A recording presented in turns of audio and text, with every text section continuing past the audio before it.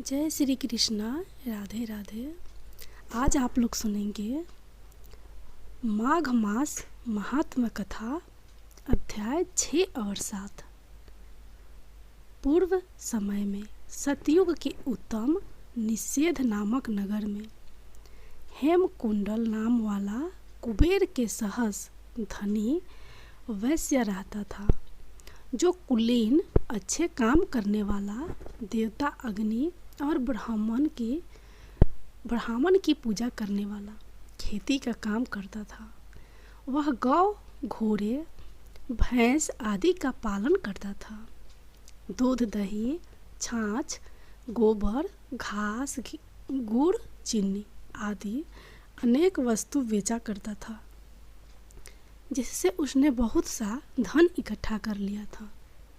जब वह बूढ़ा हो गया तो मृत्यु को निकट समझकर उसने धर्म में कार्य करने प्रारंभ कर दिए। भगवान विष्णु का मंदिर बनवाया। कुआं, तालाब, बावड़ी, आम, पीपल आदि वृक्ष के तथा सुंदर बाग बगीचे लगवाए। सूर्योदय से सूर्यास्त तक वह दान करता। गांव के चारों तरफ जल की प्याऊ लगवाई। उसने सारे जन्म भर जितने भी पाप किए थे उनका प्रायश्चित करता था। इस प्रकार उसके 2 पुत्र उत्पन्न हुए, जिनका नाम उसने कुंडल और विकुंडल रखा।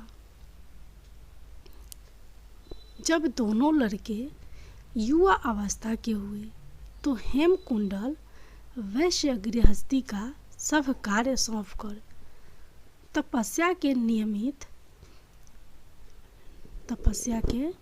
निमित्त वन में चला गया और वहाँ विष्णु की आराधना में शरीर को सुखाकर अंत में विष्णु लोक को प्राप्त हुआ। उसके दोनों पुत्र लक्ष्मी के मद को प्राप्त होकर बुरे कर्मों में लग गए। वेश्यागामी बीना और बाजे लेकर वेश्याओं के साथ गाते फिरते थे।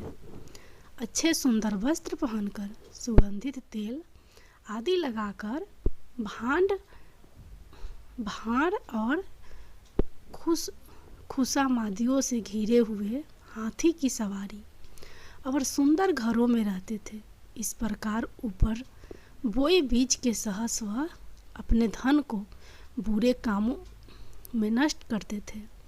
कभी किसी सत्पात्र को दान आदि नहीं करते थे, ना ही कभी हवन, देवता या ब्रह्मा जी की सेवा तथा विष्णु का पूजन ही करते थे। थोड़े दिनों में उनका सब धन नष्ट हो गया और वह दरिद्रता को प्राप्त होकर अत्यंत दुखी हो गए। भाईजन, सेवक, उपजीवी सब इनको छोड़कर चले गए। तब इन्होंने चोरी आदि करना आरंभ कर दिया और राजा के भय से नगर को छोड़कर डाकुओं के साथ वन में रहने लग गए और वहाँ अपने तीक्ष्ण बाणों से वन के पंछी, हिरण आदि पशु तथा हिंसक जीवों को मारकर खाने लगे। एक समय इनमें से एक पर्वत पर गाय, जिसको सिंह मारकर खा गया, और दूसरा वन को गया, जो काले सर्प के डसने से मर गया। तब यमराज के दूत उन दोनों को बांधकर यम के पास लाए और कहने लगे कि महाराज, इन दोनों पापियों के लिए क्या आज्ञा है?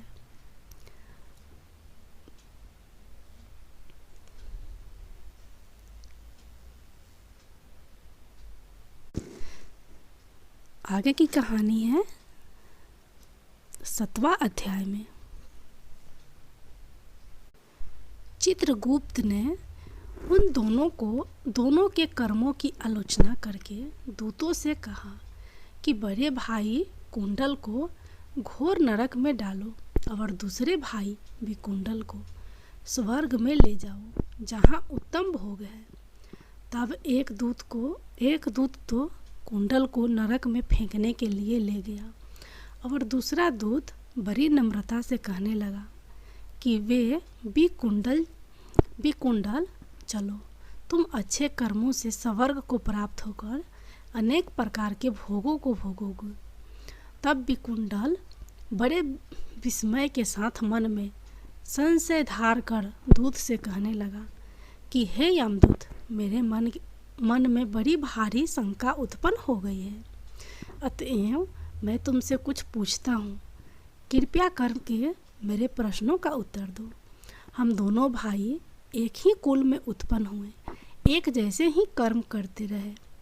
दोनों भाइयों ने कभी कोई शुभ कार्य नहीं किया। फिर एक को नरक क्यों और दूसरे को स्वर्ग किस कारण प्राप्त हुआ? मैं अपने स्वर्ग में आने का कोई कारण नहीं देखता। तब यमदूत कहने लगा कि हे विकुंडल, माता पिता, पुत्र पत्नी, भाई बहन से सब संबंध जन्म के कारण होते हैं और जन्म कर्म को भोगने के लिए ही प्राप्त होता है।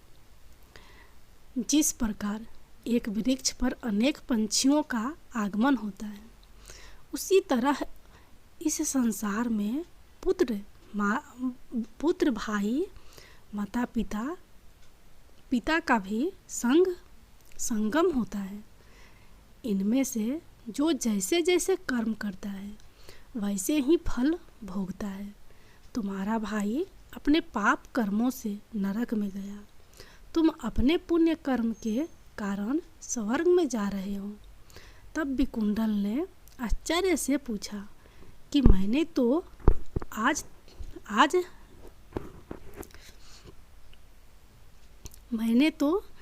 आजन्म कोई धर्म का कार्य नहीं किया, सैदों पापों में ही लगा रहा। मैं अपने पुण्य के कर्म को नहीं जानता। यदि तुम मेरे पुण्य के कर्म को जानते हो तो कृपया करके बताइए। तब देवदूत कहने लगा कि मैं सब प्राणियों को भली भांति जानता हूँ, तुम नहीं जानते। सुनो, हरिमित्र का पुत्र सुमित्र नाम का ब्राह्मण था, जिसका आश्रम यमुना नदी के दक्षिणोत्तर दिशा में था। उसके साथ जंगल में ही तुम्हारी मित्रता हो गई और उसके साथ तुमने 2 बार माघ मास में श्री यमुना जी में स्नान किया था।